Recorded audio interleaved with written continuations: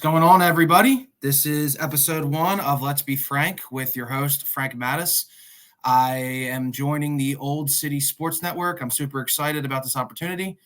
I like their work, and I think we'll be a good partnership going forward. So I look forward to talking with you guys about all things Philly sports and then some. Today I'll be talking about the Philadelphia Eagles and their 2024 season preview. I'll be talking a little bit about the Phillies and what I see from them and what I expect from them going forward as the regular season comes to an end in about a month. I'll also be talking about a little UFC. I'm a UFC fan, and Phillies own Sean Brady will be fighting next Saturday. I'm super excited about that fight and excited about his future. And then I'll also have some thoughts on the unfortunate passing of Johnny Gaudreau as well as his brother Matthew. Just a tragic situation, and my thoughts and prayers go out to their family. So let's get started. Let's talk about those Philadelphia Eagles. Obviously, last season did not end so well. I think that's the understatement of the century. And I really like what the Eagles have done this offseason to try to rectify those issues. They obviously brought in new coordinators, Kellen Moore and Vic Fangio. They bring in Saquon Barkley. A very dynamic running back, a guy who's very versatile and a guy who can do some damage in a good system and behind a good offensive line.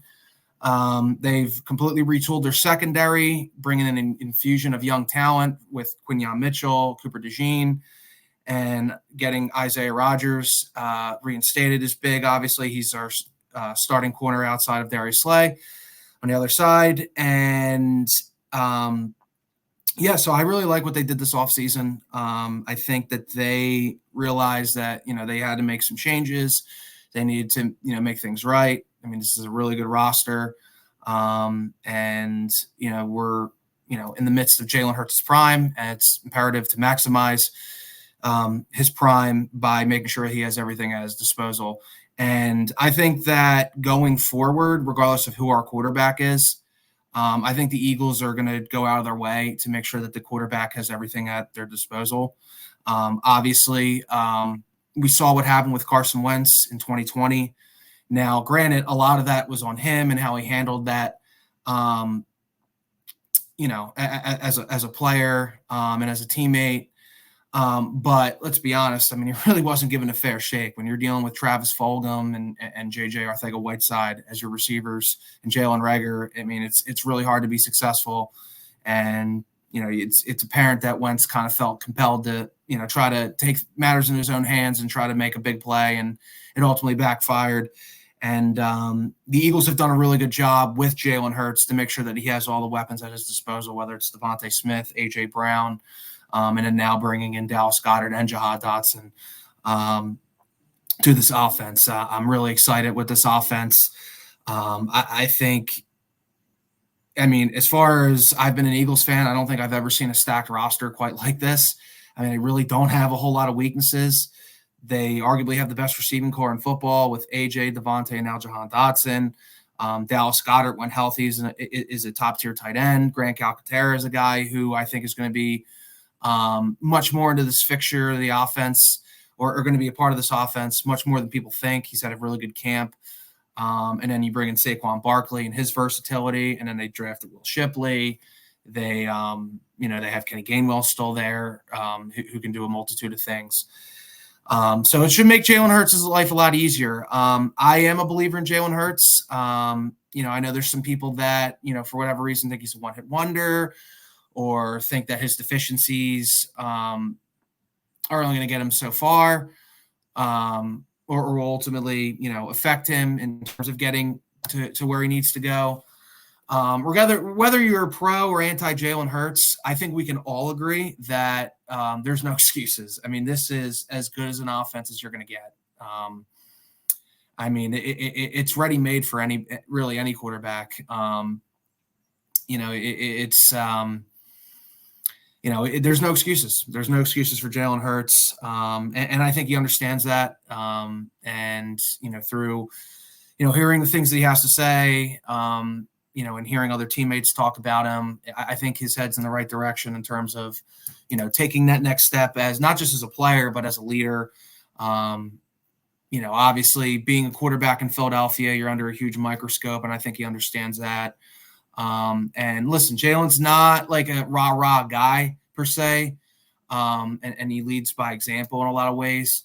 So he's just trying to, the sense that I get is he's trying to ultimately, within the confines of his personality, be the best leader that he can be. And, I like the things that he said. And, from what I hear from practice and training camp, he seems like he's headed in the right direction. And with this offense alone, I just can't see this team, not winning, I can't see this team winning less than 10 games. It's just, this in an NFC, which is clearly a lot weaker than the AFC, in an offensive driven league,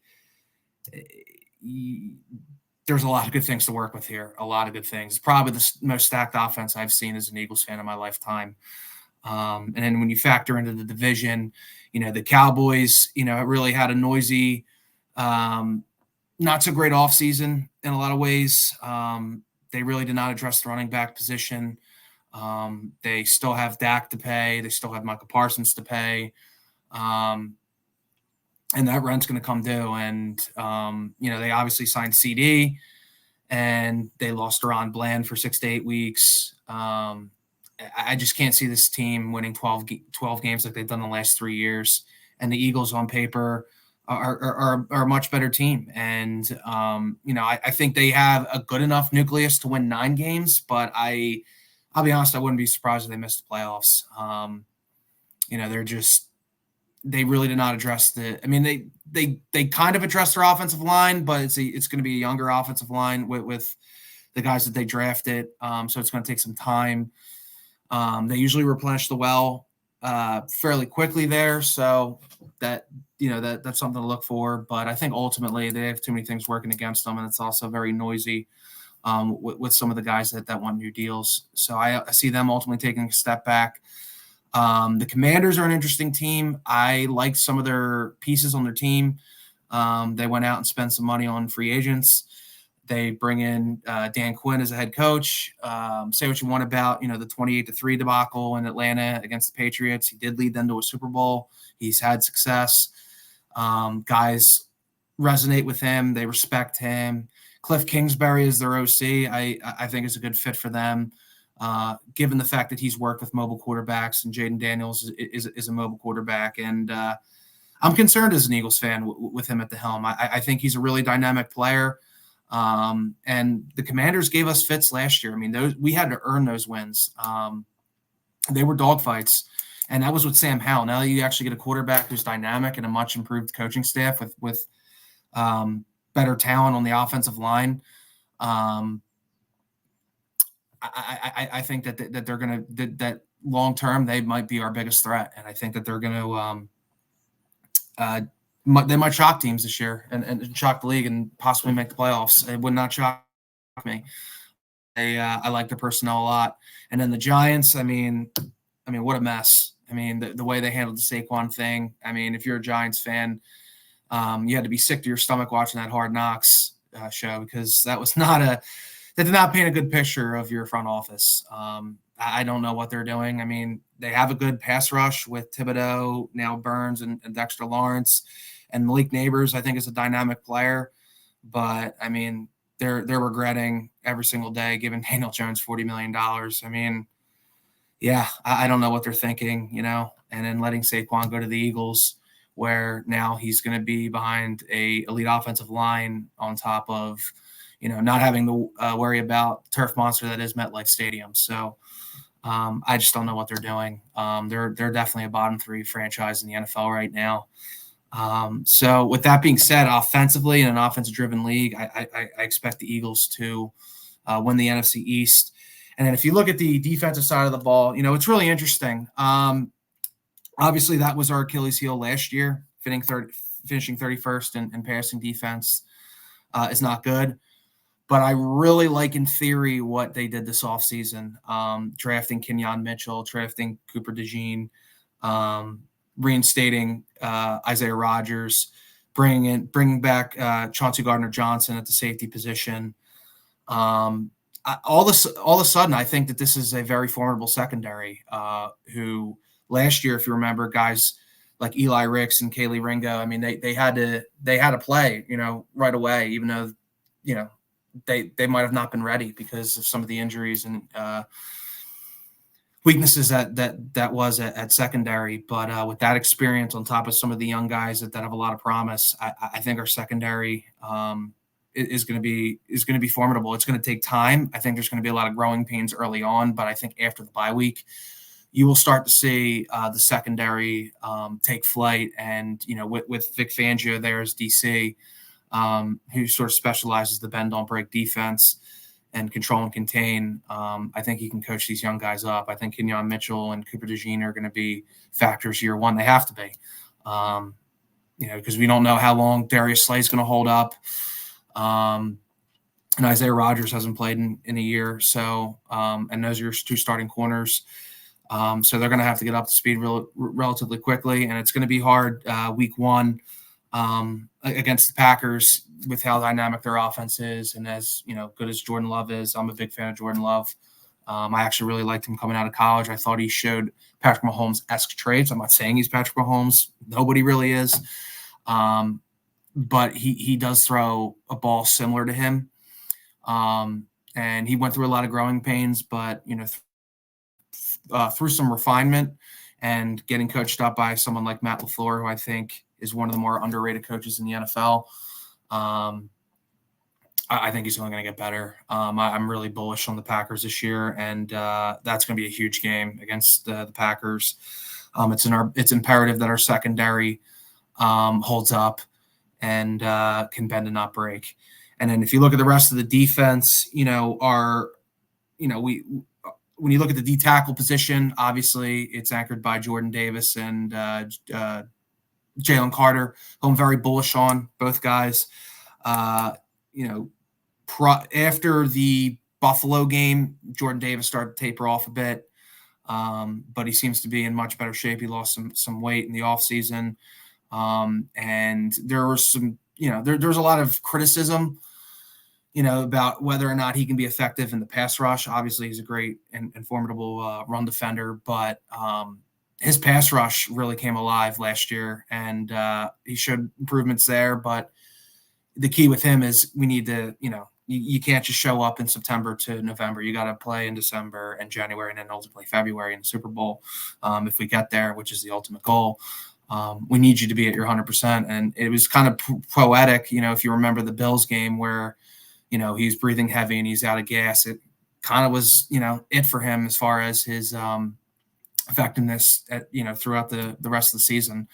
It was sort of poetic that, he kind of, took a deep breath because, essentially from that point on, he was out of gas. But we need him, through all 17 games and then some. And then Jalen Carter, is a guy that I think is going to be the anchor of this defense. It's going to be the face of this defense. And he's got some big shoes to fill with Fletcher Cox not being there. He's a borderline NFL Hall of Famer. So there's going to be a lot of pressure on those two guys. But I think that I think they're going to do some big things this year. And then, you look at Bryce Huff replacing Hassan Reddick. They gave a lot of money to a guy who had limited snaps, but the Eagles, they do have a tendency to overspend for defensive players that they project in their system and project with more snaps produce. They did it with Josh Sweat. They paid him early, and I think it was the year after he had 11 sacks, the year that they went to the Super Bowl. So they do have a good track record of overpaying defensive ends or edge rushers and giving them an opportunity with more snaps to ultimately produce. And with Josh Sweat, that was the case. So hopefully that's the case with Bryce Huff, because that's going to be huge to replace Hassan Reddick, who was arguably our best. Not only was Hassan Reddick one of the best pass rushers in the NFL, he's a clutch pass rusher. He's a guy that gets crucial sacks in crucial moments. I mean, he completely disrupted that NFC Championship game against the 49ers. Yeah, so we need Bryce Huff to be that guy and to sort of replicate that because they're giving him a lot of money, more money than they gave Reddick. And there's a lot of pressure on him. I arguably would say that he has the most pressure because when you look at the rest of the defense at linebacker, I mean, this is not a team that puts a premium on the linebacker position. Teams really don't put a premium on a linebacker as much as they used to because of the rule changes and stuff like that. But it's imperative that you get a pass rush because of that. If Devin White can channel, his 2020 self that was very instrumental in helping the Tampa Bay Buccaneers win a Super Bowl, I think we could be cooking with gas. But from what I've seen, he sort of overshoots gaps. He's not where he needs to be at times. He's a very athletic, dynamic player. He's great in the blitz game, and I think it's imperative to maximize his strengths there. So it's going to be interesting with him. He's sort of on a not sort of, he is on a prove it deal. He was offered a contract extension with the Buccaneers and turned it down, and then they didn't re-sign him, and now he took a 1-year deal with the Eagles. So I hope that will, light a fire under him, being like, okay, this is my last, not last, but it's the opportunities are sort of dwindling in terms of getting that long-term deal, and it's imperative that he plays well here. So, if he can channel his circa, his play, circa 2020, then we might be cooking with gas there. And then, I like our secondary, but, ultimately it's young and it's going to take time. And they're getting thrown to the Wolves that first game. I mean, that Green Bay Packer game is going to be a tough game. And speaking of that, I if I were to give any prediction, at the very least, bet the over in that game because I think it's 48.5. Both teams with dynamic offenses should put up more than 24 points apiece. So if you're a betting man and you want to bet that game, I would advise you guys to bet the over in that game because defenses are really just trying to get their feet, not just trying to get their feet wet, but it's hard to come out of the gate and play good defense. It takes time, especially in this NFL. So they're sort of at a disadvantage early on in the season. So with that being said, I think the keys to the season, offensively, I think the Eagles are stacked. Like they don't have many weaknesses. You could argue, losing Jason Kelce hurts, and it absolutely does. He's a future Hall of Famer.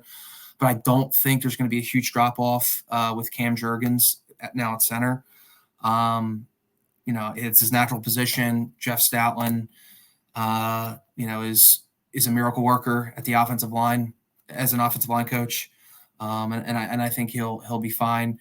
And speaking of Jeff Stoutland, I'm very curious to see how he works with Mekhi Becton, who's also looking to resurrect his career like Devin White and looking to get some money elsewhere, potentially with the Eagles, maybe if Howie can make it work. But he's looking to get paid, and he could have taken more money elsewhere. But he knows that Jeff Stoutland's the best offensive line coach in football, and he can resurrect his career. And right now, he's our starting right guard. And it's going to be interesting. I'm very curious to see, what Jeff Stoutland's going to do with him, and with him having a lot to prove and, money being on the table potentially. I think Mekhi Becton's going to answer the call and do a nice job at right guard and resurrect his career. So their offense is stacked, obviously. Defense is going to be key. And if they can't get a pass rush, this is not a Super Bowl team. They have to get a pass rush. It is imperative that they get a pass rush because you're thin at linebacker. Your secondary has a lot of potential, but it's young. And you can't just put all the pressure on your secondary. That will be a recipe for failure. As good as the Eagles defense was in 2022, by not getting to Patrick Mahomes in that Super Bowl and allowing the secondary to try to make a play and bend and not break, that was a recipe for failure, and we ultimately lost that game. And I don't care how good your secondary is, if you can't get a pass rush in this NFL, it's going to be hard to stop teams. It's just that plain simple. I think a lot of pressure is going to be put on Bryce Huff to perform because he's got a small sample size. He's getting paid a lot of money. It's like, all right, now, like, it's time. It's time to maximize your ability, and it's time to get this team back on track. And you have to replace Hassan Reddick, and it's going to be key for him. It's also going to be key for guys like Josh Sweat and Nolan Smith. Especially Nolan Smith. He's really shown us nothing in his first year. You can argue, he was not given that many snaps, but he's going to get a lot of snaps this year because Josh Sweat is a guy that has had some injury issues, and there's been talks that he doesn't really have that much time left, in his prime in the NFL, given the injuries that have taken a toll on him. So it's imperative that he takes some snaps away from him to give him sort of a breather and to get a pass rush and make our secondary's lives easier. And with a pass rush for our secondary, not only will, the pressure be off of them, but they can also, take chances and try to make plays themselves and not always worrying about, covering guys and doing some creative things in terms of creating pressure as well. That's what a pass rush can do. And I think if the Eagles can get that pass rush going like they did in 2022, I think this is a Super Bowl team with that offense. And Jalen Hurts, needs to continue to expand as a player and as a leader. I'm a fan of Jalen Hurts. I'm a believer in Jalen Hurts. The growth from 2021 to 2022 cannot be overstated. It was really remarkable. I had my doubts going into that season, and to see him, constantly improve on things that a lot of people were critical about is a good sign. So growth and development is in that kid. And I believe that he's going to continue to grow. I mean, there really is no excuses not to with that offense. And then, bringing in Kellen Moore, who's widely respected throughout the league, and a guy that, could potentially become a head coach someday. Obviously his season with the Chargers last year wasn't great, but, I don't know how anybody could really work with somebody as competent as Brandon Staley as head coach. I would probably give Kellen Moore a mulligan for that, all things considered. And I think he's going to do some good things with Jalen Hurts. I think it's imperative for him to, recognize blitzing, recognizing, the field and seeing the field and attacking the middle of the field. I think that's going to be huge. Less hero ball with Devontae and AJ, run some mesh concepts, with Dallas Goedert. And whoever you put in the slot, as well as Saquon Barkley coming out of the backfield. With the talent and some of the concepts that they can implement, I think this offense is going to do some damage. But he needs to obviously continue to growth. And Nick Sirianni, I got to be honest with you, I'm a little pessimistic with Nick Sirianni, given everything that transpired last year. When Big Dom gets suspended and you lose control of, the sidelines throughout the games, it's not a good look. You come across as a hothead. And obviously there's been reports of him and Jalen Hurts' relationship not being great last year. So we'll see. We'll see. Am I completely giving up on him? No, because he's shown growth as well. If you remember his first year when they were 2-5, he gave up the play calling duties, and that's not easy to do. That's a lot of these young offensive coaches in this league. They, let's be honest, they have big egos. They want to call plays. It's what they want to do, and to know like where your bread is buttered and what your strengths are, and to give up play calling, is pretty admirable. So for Nick, it's really just to know your strengths and weaknesses. Obviously, there's something to his coaching, given the fact that this team in his first 3 years made the playoffs and gone to a Super Bowl. guys do resonate with him clearly, but he needs to get a control of that locker room and not be so focused on pandering to the fans and trying to stick it to other opposing teams' fans. It's really just rallying the troops and doing what you did in 2022. And when you hire an offensive coordinator, you hire a defensive coordinator, you hire these coaches, you let them do what they do. And he's got to kind of recreate that 2022 magic. And if he can do that and take accountability, then we have a shot. But ultimately, I think this can be a Super Bowl team, but it comes down to the pass rush. It comes down to Jalen Hurts continuing to grow. And it comes to Nick Sirianni taking accountability and knowing where his strengths and weaknesses are for this team to be successful. But could I see this team winning a Super Bowl? I can, but those three things have to happen. So next I want to transition into the Phillies. Obviously September is upon us, and then ultimately the playoffs and Red October will be here sooner than you know it. And there's been some pessimistic thoughts around the Phillies, and I get it. They started off strong, and some things started to unravel in July and August. But from what I've seen the last week or so, I'm encouraged. I'm very encouraged of what I'm seeing from Nick Castellanos, who started off very poorly this season, really turn it around with the bat. I'm excited to see what he can do with this momentum. I think that this team, they have all the tools to win. They have all the tools to win, and it's going to be imperative that they have a great September to have some momentum going into the playoffs. To me, that's very imperative. That will give you an indication of how far this team can go. Excuse me. Because this lineup is really good, and if our four guys, Wheeler, Nola, Sanchez, and Suarez are healthy, that's a very formidable rotation. So there's really no excuses with this team. There's some pessimistic, some pessimism about our outfield situation. What are you going to do? Who should start between Hayes and Rojas? And to me, you just play it by ear. I do like what I've seen from Rojas in terms of his bat recently. It's gotten better. It's not where it needs to be, but there is some improvement there.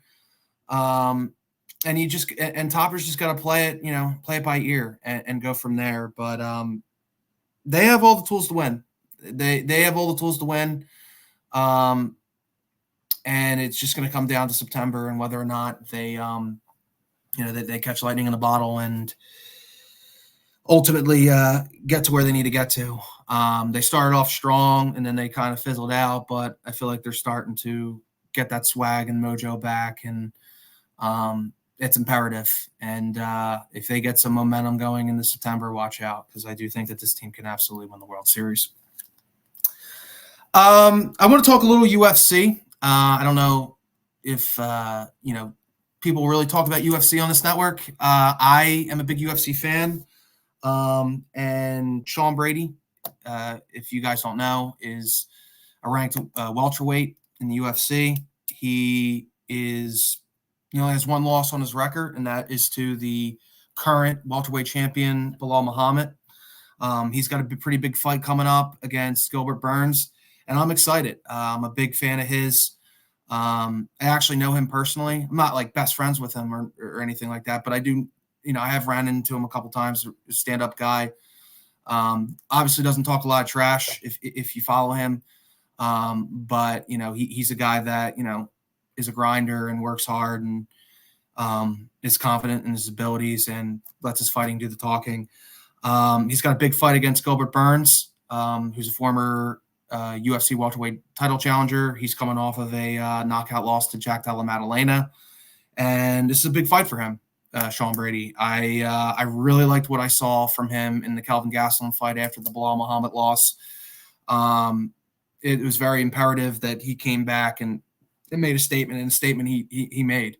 That was a flawless performance, in my opinion. Obviously, he had his way with Kelvin Gastelum on the ground.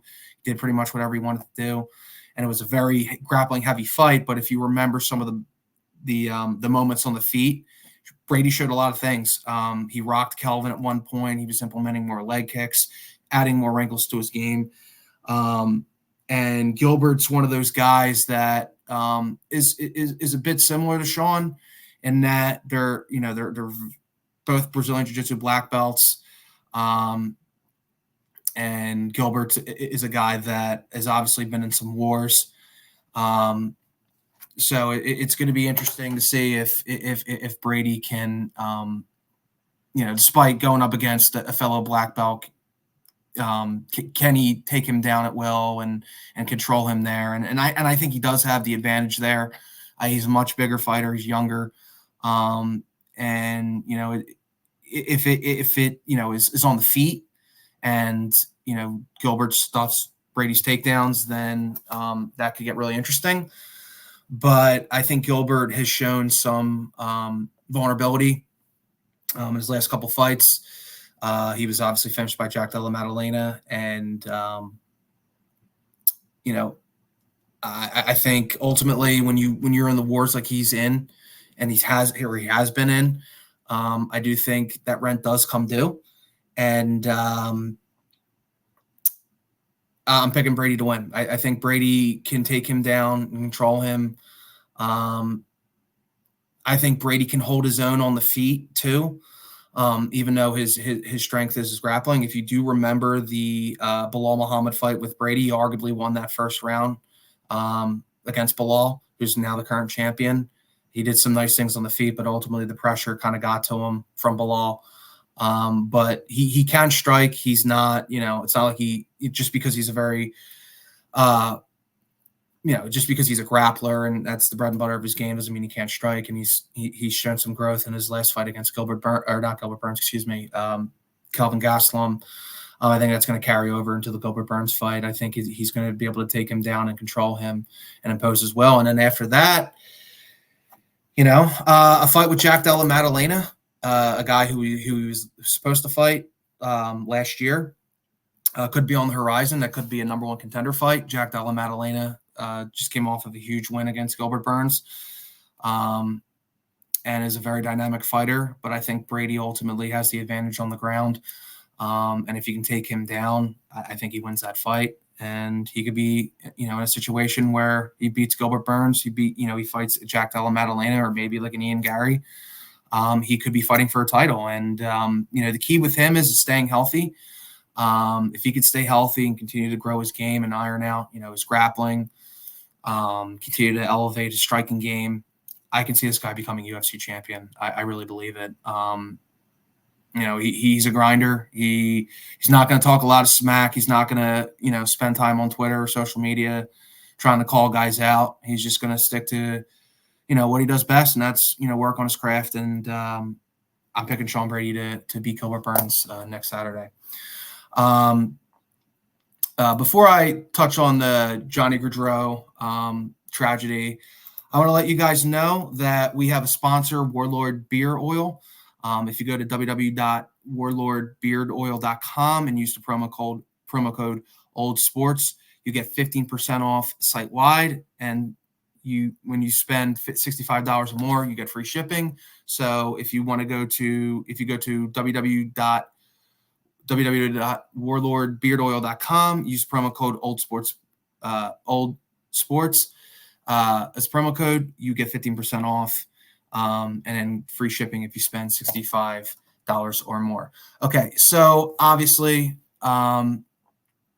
this morning we were made aware of the tragic loss of Johnny Gaudreau, as well as his brother Matthew. Just heartbreaking, absolutely heartbreaking. Just the fact that their sister was getting married today, and they were on a bike ride, and they get killed by a drunk driver. It's one of the most heartbreaking things I've heard in sports.